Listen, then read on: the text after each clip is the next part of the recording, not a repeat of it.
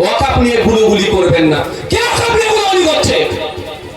আমার বাপের জায়গা যাচ্ছে, আমার চামুক জায়গা যাচ্ছে, আমি 100 বার প্রতিবাদ করব। আপনার পছন্দ হলে এই রাজ্যে থাকবেন, না পছন্দ হলে চলে যাবেন সাথে, চলে যাবেন ঝাড়খণ্ডে, চলে যাবেন বিহারে। বলার সাহস পাচ্ছে কোথা থেকে? আপনার মতো লোকের জন্য, আপনার মতো লোকের জন্য মমতা ব্যানার্জি কথা বলার সাহস পাচ্ছে। লজ্জা করছে না আপনাদের? লজ্জা করছে না আপনাদের? মুর্শিদাবাদের মতো জায়গাতে দাঁড়িয়ে, যেখানে সংখ্যালঘু সমাজের মানুষ প্রায় 70%, ওখানে দাঁড়িয়ে এই ওয়াকাফ দিয়ে যেভাবে খিল্লি করলো, পেলে কোথা থেকে সাহস? আপনারা দিচ্ছেন, জানেন দুধের গায়ে পকেটে ভরে রেখে দিয়েছি, ভোটের দিনে 500 টাকা দেবো, বিজেপির একটু ভয় দেখাবো, ভোট তো চলে আসবে। ফ্ল্যাশব্যাক। হ্যালো বন্ধুরা, চলে এসেছি নতুন একটা ব্লগে। আশা করি তোমরা খুবই ভালো আছো। সো আল্লাহর রহমতে আমিও খুবই ভালো আছি। তো আজকে চলে এসেছি আবারও নতুন একটা ব্লগ নিয়ে।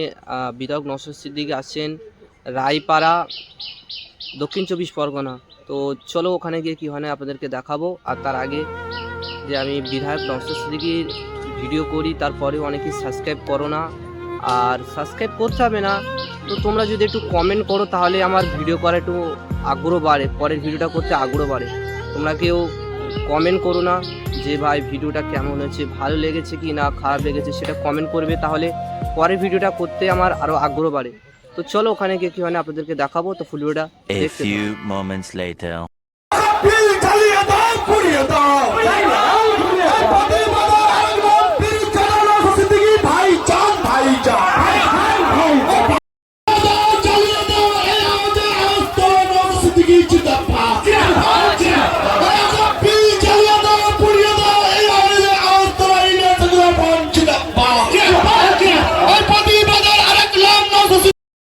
করে দেওয়া উচিত। আপনাদের বুঝতে হবে যে আমরা, আপনাদের জানতে হবে কেন এই ওয়াকাফ আইনের বিরোধিতা করছি। আপনারা কারা জানতে চান? হাত তুলুন তো। মায়েরা জানতে চান? হাতটা তুলে রাখুন, অসুবিধা হচ্ছে নাকি? আপনারা জানতে চাইছেন কেন আইনের বিরোধিতা করছি? জানতে হবে তো। শুধু স্টেজ থেকে আইন মানছি না, কালো হাত ভেঙে দাও, গুড়িয়ে দাও করলে হবে না তো।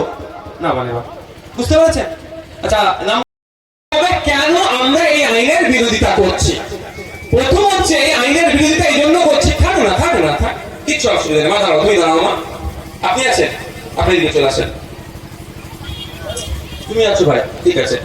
আমরা এই আইনের বিরোধিতা কেন করছি?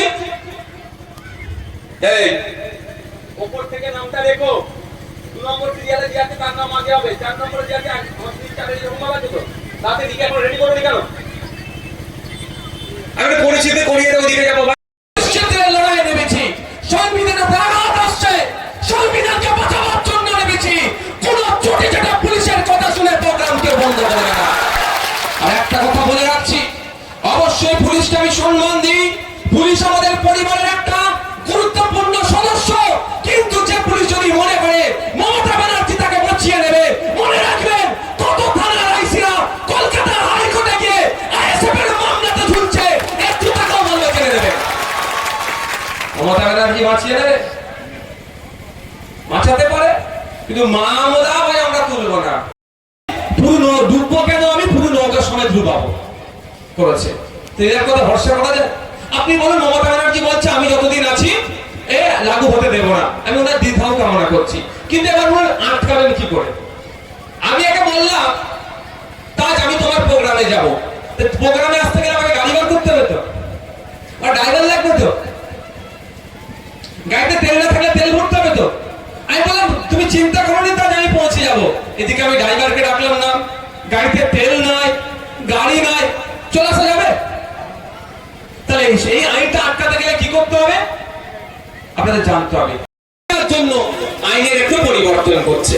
শুধু তাই নয়, আমি আপনাদের বলছি আমার কাছে আছে উত্তরপ্রদেশ কাশী বৈষ্ণবনাথ টেম্পল অ্যাক্ট। বসো বসো। উত্তরপ্রদেশ কাশী বৈষ্ণবনাথ টেম্পল অ্যাক্ট তৈরি হয়েছে কত সালে? আপনার 1983 সালে। কাশী বৈষ্ণবনাথ মন্দিরের নাম শুনেছেন? বিখ্যাত মন্দির, জানেন তো?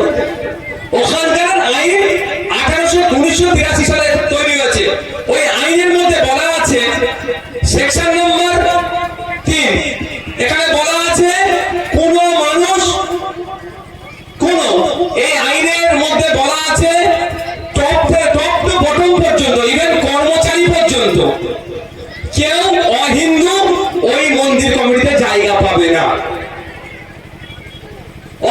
বলেছেন, আইনে বলা আছে, অন্ধ্রপ্রদেশে যে মন্দিরগুলো আছে ওই আইনে বলা আছে সেই কমিশনার থেকে শুরু করে এক ছেলে দুজন, এক ছেলে না ওর একটা টিম ছিল, যে ভিডিও করছে সেও তো সমান অপরাধী ভাই, যে ভিডিও করছে তো সমান অপরাধী।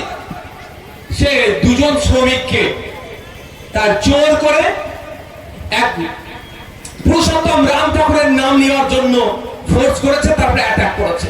পুলিশ কি সুমোটো করেছে? পুলিশ সুমোটো করেনি, মামলাও হয়নি। তারপরে ইন্ডিয়ান সেকুলার ফ্রন্টের হাওড়া কর্পোরেশনের যারা দায়িত্বশীল লিডার তাদের নজরে আসে, যাদেরকে হুমকি দিল, যাদেরকে মারধর করলো, তাদেরকে খুঁজে বার করে মেডিকেল করিয়ে থানায় এফআইআর করতে নিয়ে গিয়েছিল। এফআইআর এর ভিত্তিতে অ্যারেস্ট হয়েছে, কিন্তু মমতা ব্যানার্জির পুলিশের ঘোষা হয়েছে। কেন এসএফ লিডার ওকে থানায় নিয়ে আসলো? সেই জন্য আমরা দেখলাম আমাদের ওই লিডারের নামে মিথ্যা মামলাতে অ্যারেস্ট করেছে। এবার আপনারা বুঝুন কেন আমাদের এখানে ওই কি থানার আইসি না কে, হ্যাঁ এই ঢোলা থানার আইসি কেন চমকাচ্ছে? কেন চমকাচ্ছে বুঝতে পারছেন তো? আমি এখানে বলে যাচ্ছি, ঢোলা থানার আইসি তো দূরের কথা, এখানে দাঁড়িয়ে পুলিশ ঢোলা থানার আইসির মাধ্যমে পুলিশ মন্ত্রীকে বলছি কালকে আমার প্রোগ্রাম কোথায় হবে? দেগঙ্গাতে। ওদের যদি ক্ষমতা থাকে বন্ধ করে দেখাতে বলে যাও। আগামীকাল প্রোগ্রাম কোথায় হবে? কোথায় হবে? দেগঙ্গাতে হবে। দম থাকলে প্রোগ্রাম বন্ধ করতে বলে নওশাদ সিদ্দিকী ওখানে যাবে। আমার অধিকার, দলিতের অধিকার, আদিবাসীর অধিকার, মুসলিম যারা অন্যায় করেছে, যে আইনের পথে গেল তাকে উল্টে অ্যারেস্ট করেছে। মানে বুঝতে পারছেন? আমি আপনাদের বলি এটা হওয়ার কারণ হচ্ছে কোনোদিনই কেন্দ্রের বিজেপিকে এরা চটাবে না, কারণ গলা পর্যন্ত দুর্নীতি করে ফেলেছে না। এরা কত অব্দি দুর্নীতি করেছে? গলা পর্যন্ত দুর্নীতি করে ফেলেছে। এদের আর কিছু বলার জায়গা নাই। যদি বলে সিবিআইডি কে দিয়ে চলে যাবে। আপনারা বলুন, পশ্চিমবাংলা তো বিজেপি বিরোধী সরকার চলছে, বলছে যেটা মুখে, কিন্তু ঘোড়ার ডিম, এটা বিজেপি সরকারি বকলমে চলছে। এখানে আন্দোলন ভালো করে করলে হরিয়ানার মানুষরা তো ক্ষমতা পাবে, এখানে আন্দোলন ভালো করে করলে মহারাষ্ট্রের মানুষরা তো ক্ষমতা পাবে, এখানে আন্দোলন ভালো করলে ত্রিপুরার মানুষরা সাহস পাবে, এখানে আন্দোলন ভালো করলে অসমের মানুষরা সাহস পাবে, এখানে আন্দোলন ভালো করলে তামিলনাড়ুর মানুষরা সাহস পাবে। এখানে যত বড় বড় আন্দোলন হবে বিভিন্ন রাজ্য বিজেপি ততটা চাপে পড়বে। আর এটাই তো মমতা চাইছে না। মমতা ব্যানার্জি চাইছে না বিজেপি দুর্বল হোক। বিজেপি দুর্বল হলে তো আপনি তো উঠবেন, আপনি তার পায়ের নিচে বসে থাকবেন? এটা মাথায় রাখতে হবে। আমাদের এখানে বড় বড় আন্দোলন করতে হবে। তবে হ্যাঁ, আমি আবারও বলছি, এটা ধর্মীয় লড়াই নয়।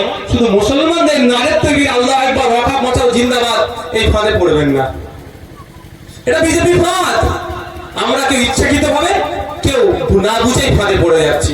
বিজেপি চাইছে ওয়াকাফ বাঁচানোর জন্য তকবীর দিয়ে আন্দোলন হোক।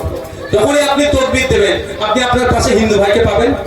এ ভাই বলুন, মমতা ব্যানার্জি উচিত ছিল সারা রাজ্যের সর্বদলের মিটিং ডাকা, অল পার্টি মিটিং ডেকে বিজেপি ছাড়া রাজ্যের সমস্ত পার্টিকে ডাকা।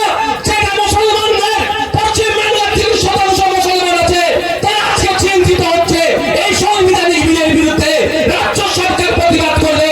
বাকি কোন কোন দল রাজ্য সরকারের সাথ দেয় সেটাও তো চেক করা দরকার ছিল। তার পরিবর্তে উনি স্টেজ থেকে বললেন কি ওয়াকাফ নিয়ে গুলোগুলি করবেন না। কে ওয়াকাফ নিয়ে গুলোগুলি করছে? আমার বাপের জায়গা যাচ্ছে, আমার চাবুক জায়গা যাচ্ছে, আমি 100 বার প্রতিবাদ করব। আপনার পছন্দ হলে এই রাজ্যে থাকবেন, না পছন্দ হলে চলে যাবেন এর সাথে, চলে যাবেন ঝাড়খণ্ডে, চলে যাবেন বিহারে। বলার সাহস পাচ্ছে কোথা থেকে? আপনারা মতো লোকের জন্য, আপনারা মতো লোকের জন্য মমতা ব্যানার্জি কথা বলার সাহস পাচ্ছে। লজ্জা করছে না আপনাদের? লজ্জা করছে না আপনাদের? মুর্শিদাবাদের মতো জায়গাতে দাঁড়িয়ে যেখানে সংখ্যালঘু সমাজের মানুষ প্রায় 70% ওখানে দাঁড়িয়ে এই ওয়াকাফ দিয়ে যেভাবে খিল্লি করলো, পেলে কোথা থেকে সাহস?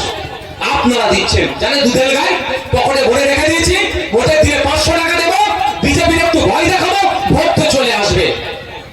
এই হচ্ছে আপনাদের দুরবস্থা। আমি তো ভেবেছিলাম মমতা ব্যানার্জি মহাশয়ের কাছে উনি অল পার্টি মিটিং ডাকবেন, সবাইকে ডাকবে, উনি প্ল্যান করবেন, সবাই প্রতিবাদ করবে। যেহেতু উনি লিডার হয়ে থাকবেন, যদি মমতা ব্যানার্জির জায়গায় আমি থাকতাম না জায়গায়, আমি অল পার্টি মিটিং ডেকে দিতাম।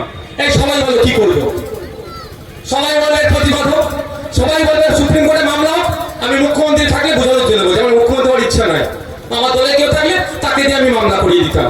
তাহলে হিরো কি হতো, যে মামলা করছেন সরকার, তার পরিবর্তে কি বলছে দিল্লি থেকে ভোটের সময় যখন আসবে আপনারা দিল্লির রাস্তা দেখাবেন তো, এই কারা দেখাবেন, হাত তুলে দেখান, এটা মাথায় রাখবেন।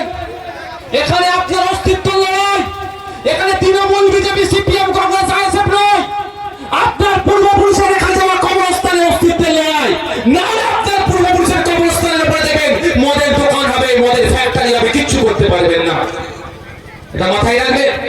যখন আইনটা পাস হয়েছে সংখ্যার ভিত্তিতে পাস করালেও আমি তার কয়েকদিনের মধ্যেই আপনাদের উদ্দেশ্যে বলছি, একটা পোস্ট করেছিলাম আমার একদিনকে দিয়ে, যে তুমি আমাকে মারলেও আমি এই আইনের পরিবর্তে, তুমি আমাকে জেলে দিলেও আমি এই আইনের পরিবর্তে, তুমি আমাকে খুন করলেও আমি এই আইনের পরিবর্তে। আর সেখানে দাঁড়িয়ে বলছি, ফকির সাহেবের হুজুরের এই এলাকায় দাঁড়িয়ে বলছি, এই আইনের বিরুদ্ধে আমার জীবনের শেষ দিয়ে আমি লড়াই করবো প্রত্যাহারের জন্য। বুঝতে পারছেন, এটা শুধু মুসলিম হিন্দুর ব্যাপার নয়, সংবিধানকে রক্ষার লড়াই। আজকে সংবিধানের আইনকে সম্ভবত সম্পূর্ণরূপে অনুচ্ছেদগুলোকে উল্লঙ্ঘন করছে, আক্রমণ করছে, ভায়োলেট করছে, তাকে বাঁচাবার লড়াই। আচ্ছা একটা কথা বলুন, সো ফাইনালি আমরা বাড়ি ফিরেছি। যে বিধায়ক নওশাদ সিদ্দিকী একটাই কথাই বলছেন যে আমরাই ভুল করেছি, যেহেতু মমতা ব্যানার্জিকে আমরাই জিতিয়েছি, সেই জন্য মমতা ব্যানার্জি আমাদেরকে কথা নিচ্ছে না, আমাদের অকাপ সম্পত্তির বিরুদ্ধে তিনি সবসময় এড়িয়ে যাচ্ছেন, আমাদের হয়ে কিছু বলছেন না। তাহলে এখানে বোঝায় যে আমরাই ভুল করছি, যেহেতু আমরা জিতিয়েছি মমতা ব্যানার্জিকে, সেই জন্য আমাদেরকে ব্যবহার করার আমার চেষ্টা হচ্ছে। মানে আমরা কাজের সময় লেগেছিল, এখন কাজ মিটে গেছে, সেই জন্য আমাদেরকে আর নিচ্ছে না, এরকম বিষয়ে বিধায়ক নওশাদ সিদ্দিকী বলেছেন। সো তো আজকের ব্লগটা এই পর্যন্ত দেখাচ্ছে, নেক্সট একটা ব্লগে। তত সবাই ভালো থাকবেন, সুস্থ থাকবেন, সবাইকে অসংখ্য ধন্যবাদ, আর সাবস্ক্রাইব করে পাশে থাকবেন।